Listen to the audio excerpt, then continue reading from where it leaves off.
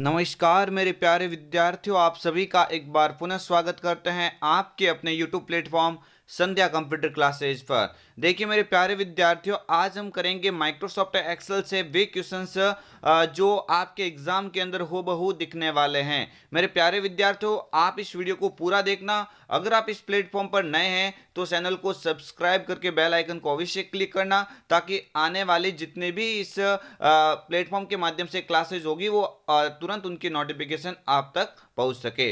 पहला क्वेश्चन से सभी स्टूडेंट इस वीडियो को एंड तक देखना, क्योंकि आज इस वीडियो के अंदर वे सभी क्वेश्चंस मैंने शामिल किए हैं जो आपके एग्जाम के लिए एक रामबाण की तरह काम करेंगे। मेरे प्यारे विद्यार्थियों, एक्सेल में बनने वाली शीट को निम्न में से क्या कहा जाता है? मेरे प्यारे विद्यार्थियों, जो एक्सेल में हम बनाते हैं ना शीट, वो तैयार करने के बाद में जैसे वो एक फाइल बन जाती है तो उसको क्या कहा जाता है? डॉक्यूमेंट, स्प्रेडशीट, प्रेजेंटेशन या फाइल? मेरे प्यारे विद्यार्थियों, जो डॉक्यूमेंट होता है ये तो एमएस वर्ड के अंदर बनता है। जो एमएस वर्ड होता है, उस एमएस वर्ड के अंदर जो बनने वाली फाइल होती है ना, उसको क्या कहा जाता है? डॉक्यूमेंट कहा जाता है। जबकि यहाँ पे पूछा गया है माइक्रोसॉफ्ट एक्सेल, तो मेरे प्यारे विद्यार्थियों, जो माइक्रोसॉफ्ट एक्सेल होता है उस एक्सेल के अंदर बनने वाली फाइल को स्प्रेड शीट कहा जाता है।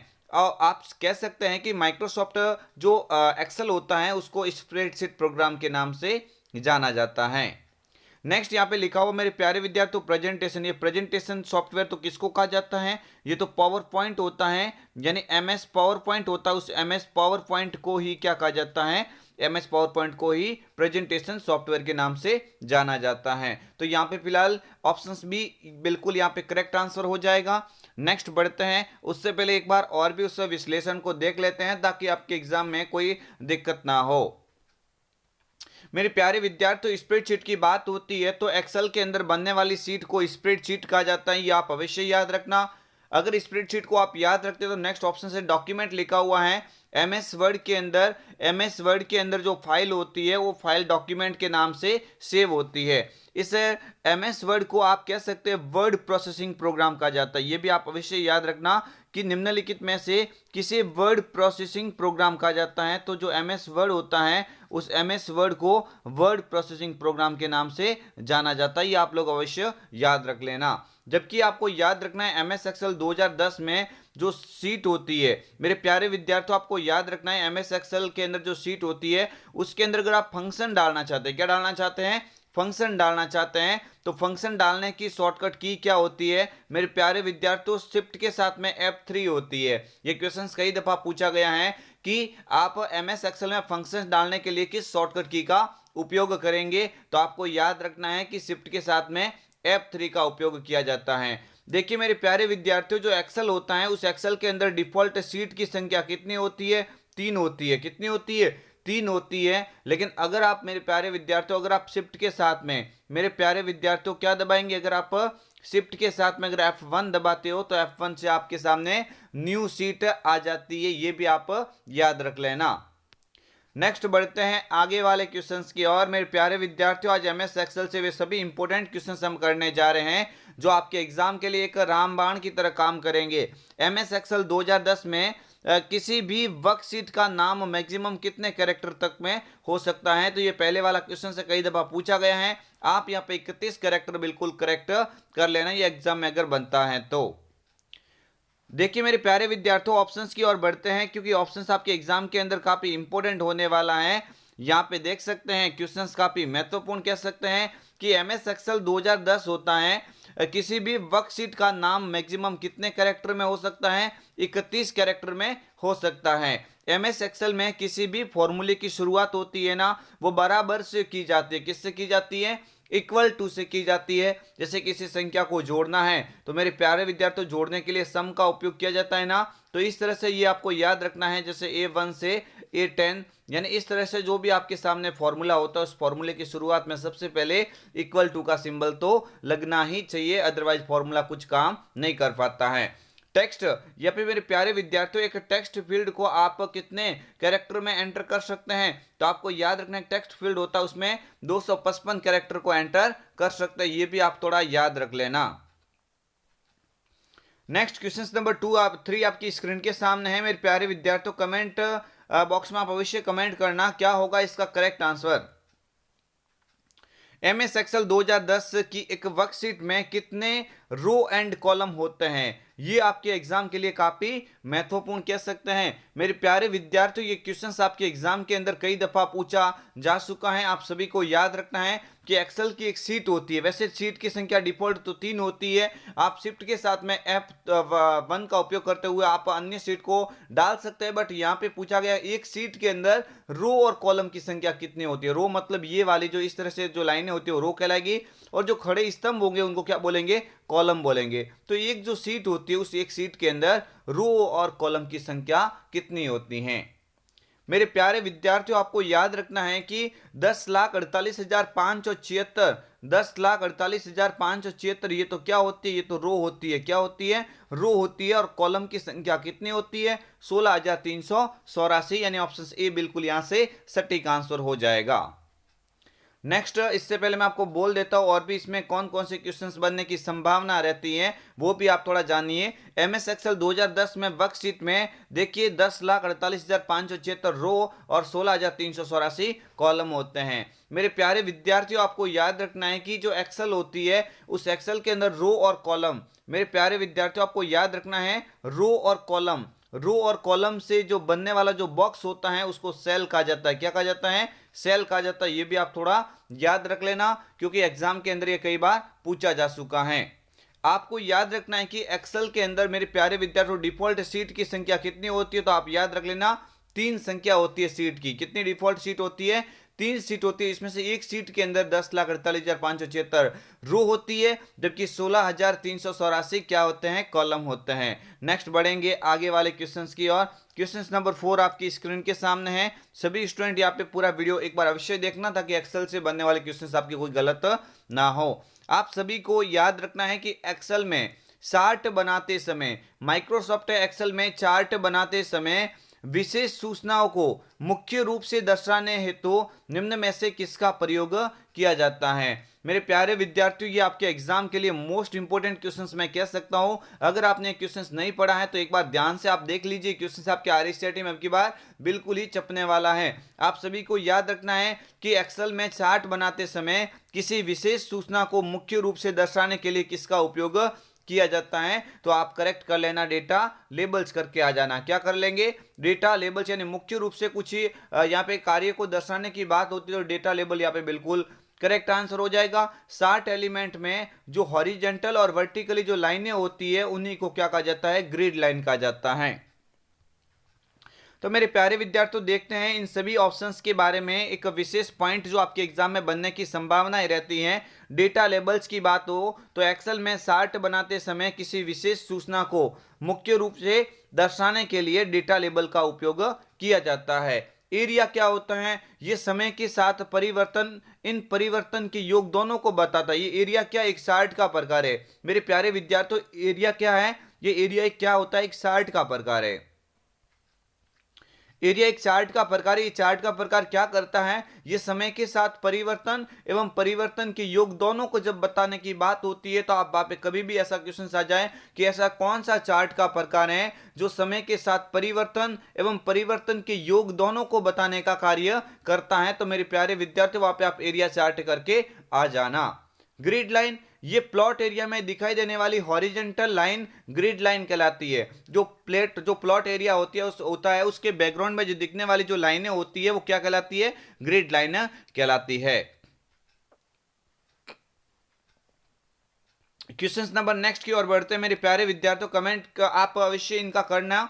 सेल के चारों ओर एक काले रंग की सीमा सेल को क्या संकेत करती है? जो एक सेल होती है उस सेल के चारों ओर मान के चलो ये काले रंग की ऐसे सीमा ये सेल को क्या संकेत करती है? तो इसका मतलब आप कह सकते हैं कि जिस सेल के ऊपर आप वर्तमान में काम कर रहे हो ना, उस सेल के ऊपर हमेशा ऐसे डार्क बॉर्डर आ जाती है, मतलब वो सक्रिय सेल है। क्या है वो? सक्रिय सेल। ऑप्शन सी बिल्कुल यहाँ पे करेक्ट आंसर हो जाता है। बढ़ते हैं और भी देखते हैं इसके अंदर जो इंपॉर्टेंट पॉइंट्स कौन से आपके एग्जाम के लिए मोस्ट इंपॉर्टेंट है। आप इस वीडियो को एक बार पूरा अवश्य देखना। सेल के चारों ओर एक काले रंग की सीमा सक्रिय सेल का संकेत करती है। किसका संकेत करती है? सक्रिय सेल का संकेत करती है। नेम बॉक्स क्या होता है? तो नेम बॉक्स का दूसरा नाम एड्रेस बार होता है। इस एड्रेस बार में क्या होता है, सेल का नाम दर्शाया जाता है अथवा सेल का पता, सेल का नाम अथवा सेल का पता अगर आपको दर्शाने की बात हो जाए तो आप थोड़ा याद रखना ये कहां पे दिखाई देता है, नेम बॉक्स के अंदर दिखाई देता है। तो नेक्स्ट आगे वाला क्वेश्चन आपकी स्क्रीन के सामने है, एमएस एक्सेल 2010 में बाय डिफॉल्ट कितनी सीटें होती है। ये क्वेश्चंस भी आपके एग्जाम के लिए मैं कह सकता हूं कि मोस्ट इंपोर्टेंट है। एमएस एक्सेल के अंदर सीट की संख्या डिफॉल्ट कितनी होती है, तो आप अवश्य करके आ जाना, 3 सीट होती है। कितनी होती है, 3 सीटें होती है। जबकि आप ये याद रख लेना कि शिफ्ट के साथ में, मेरे प्यारे विद्यार्थियों, शिफ्ट के साथ में अगर आप F1 पूछे तो F1 शिफ्ट के साथ में क्या करता है, ये न्यू सीट डाली जा सकती है। क्या की जा सकती है, न्यू सीट डालने के लिए आप किसका उपयोग करेंगे, शिफ्ट के साथ में F1 का उपयोग किया जाता है। देखिए मेरे प्यारे विद्यार्थियों, एमएस एक्सेल 2010 में डिफॉल्ट सीट की संख्या कितनी होती है, 3 होती है। जबकि आपको एग्जाम में कभी यह पूछा जाता है कि न्यू चार्ट बनाने के लिए, मेरे प्यारे विद्यार्थियों, न्यू चार्ट बनाने के लिए किस की का उपयोग करेंगे, तो वहां पे न्यू चार्ट बनाने के लिए आप किसका उपयोग करेंगे, F11 का। न्यू सीट के लिए शिफ्ट के साथ में F1, जबकि न्यू आपको याद रखना चार्ट की क्या हो जाएगी, F11 हो जाएगी। नेक्स्ट बढ़ते हैं आगे वाले क्वेश्चंस की ओर। एक दस्तावेज में सभी सामग्री जो चयनित करने के लिए किस कुंजी का प्रयोग किया जाता है। मेरे प्यारे विद्यार्थियों, बात हो रही है सिलेक्ट ऑल की या ऑल सिलेक्ट की। सिलेक्ट ऑल या ऑल सिलेक्ट की शॉर्टकट की क्या होती है, तो अच्छे से बहुत ही इजी क्वेश्चन है ये तो मेरे प्यारे विद्यार्थियों। कंट्रोल ए हो जाएगा ऑल सिलेक्ट के लिए, क्या हो जाएगा, कंट्रोल ए हो जाएगा। इसके द्वारा बढ़ते हैं, कंट्रोल बी से बोल्ड होता है, कंट्रोल जेड से अंडू की शॉर्टकट की होती है। कंट्रोल जेड किसकी होती है, अंडू की, जो आप किए गए अंतिम परिवर्तन को वापिस निष्क्रिय करती है। इसके अलावा आपको याद रखना है कि कंट्रोल यू होती है, अंडरलाइन की होती है। किसकी होती है, अंडरलाइन की होती है। तो यहां पे मैं एक बार और भी आपको पुनः बता देता हूं, कंट्रोल ए दस्तावेज के सभी सामग्री को चयन करने के लिए आप किसका उपयोग करेंगे, कंट्रोल ए का उपयोग करेंगे। कंट्रोल बी टेक्स्ट को बोल्ड करने के लिए इस कुंजी का प्रयोग किया जाता है। कंट्रोल जेड अंतिम परिवर्तन को वापस लाने के लिए इस कुंजी का प्रयोग किया जाता है। जबकि कंट्रोल यू क्या हो जाएगा, अंडरलाइन करने के लिए इसका उपयोग किया जाता है। क्वेश्चन नंबर 8, रो और कॉलम का कटाव क्या कहलाता है। मेरे प्यारे विद्यार्थियों, आज मैंने ये ऐसे इंपॉर्टेंट क्वेश्चंस डाले हैं जो आपके एग्जाम के अंदर निश्चित ही यहाँ पे एक बार दिखने वाले हैं। इस क्वेश्चंस को आप एक बार अवश्य देख लेना। रो और कॉलम का कटाव क्या कहलाता है, सेल कहलाता है। क्या बोलेंगे इसको, सेल कहा जाता है। ये आप लोग अवश्य याद रख लेना। देखते रो और कॉलम का कटाव सेल कहलाता है, मैंने अच्छे से आपको बता दिया है। नेक्स्ट क्वेश्चंस की ओर बढ़ते हैं। एक से अधिक क्रमिक सेलों का चयन उनको एक सेल में परिवर्तन करने की प्रक्रिया कहलाती है। आप सभी को याद रखना है कि एक से अधिक क्रमिक सेल, जैसे मान के चलो ये एक से अधिक सेल थी, इन एक से अधिक सेलों का आप चयन करके उनको एक सेल में परिवर्तित करना है। जैसे ये बहुत सारी सेल है तो उनको सिलेक्ट करके आप क्या करना चाहते हो, उसको एक सेल में परिवर्तित करना चाहते हो, तो आप किसका उपयोग करेंगे, ये क्वेश्चंस के अंदर पूछा गया है। तो मेरे प्यारे विद्यार्थियों, जिसकी मान के चलो इस एक सेल को आप साफ करके उसको बहुत सारे सेलों का चयन करके उसको एक सेल में परिवर्तित करना, यानी एक पूरी से पूरी ये खाली जो हो जाएगी, यहाँ पे मर्ज हो जाएगी। क्या हो जाएगी, यहाँ पे मर्ज हो जाएगी। मतलब आप कह सकते हैं कि वो मर्ज सेल कर रहा है। क्या करेगा, मर्ज सेल। यहाँ पे बिल्कुल इसका क्या आ जाता है, करेक्ट आंसर हो जाता है। मर्ज सेल से आप बहुत सारी सेल का चयन करके उसको एक सेल में परिवर्तित किया जा सकता है। देखिए एक से अधिक सेल, मेरे प्यारे विद्यार्थियों, आपको याद रखना है, एक से अधिक क्रमिक सेलों का चयन करके उसको एक सेल में परिवर्तित करना मर्ज कहलाता है। क्या कहलाएगा, मर्ज कहलाएगा। जबकि आपको याद रखना है कि एक जो सेल होती है, उस एक सेल के अंदर और भी अन्य सेल डालना, साफ करना, तो मर्ज सेल कहलाएगा। जबकि आप एक सेल में और भी ज्यादा, मेरे प्यारे विद्यार्थियों, सेल डालना चाहते हो तो आप उसमें स्प्लिट सेल का उपयोग करेंगे। किसका उपयोग करेंगे, स्प्लिट सेल का उपयोग करेंगे। स्प्लिट सेल का मतलब होता है कि एक सेल में और भी अन्य सेल को डालना। नेक्स्ट आगे वाला क्वेश्चन है, निम्न में से किस फंक्शंस द्वारा करंट डेट इंसर्ट की जा सकती है। करंट डेट इंसर्ट करने के लिए आप किसका उपयोग करेंगे, तो मेरे प्यारे विद्यार्थियों, करंट डेट इंसर्ट करने के लिए आप किसका उपयोग करेंगे, करंट डेट इंसर्ट करना है तो टुडे का उपयोग किया जाता है। टुडे से क्या होता है, करंट डेट को डाला जाता है। क्या डाला जाता है, करंट डेट को डाला जाता है। जबकि आपको याद रखना है कि अगर समय डालना है, अब का समय, यानी समय डालने के लिए आप नाउ का उपयोग करेंगे। तो ये मेरे प्यारे ट्रिम, यहाँ पे टीम नहीं है, यहाँ पे ट्रिम लिखा हुआ है, आप सभी को याद रखना है। ट्रिम का मतलब होता है कि जो अक्षर होता है उसके शुरुआत और अंत के बीच में रिक्त स्थान होता है, उस रिक्त स्थान को हटाने का कार्य कौन करता है? ट्रिम करता है।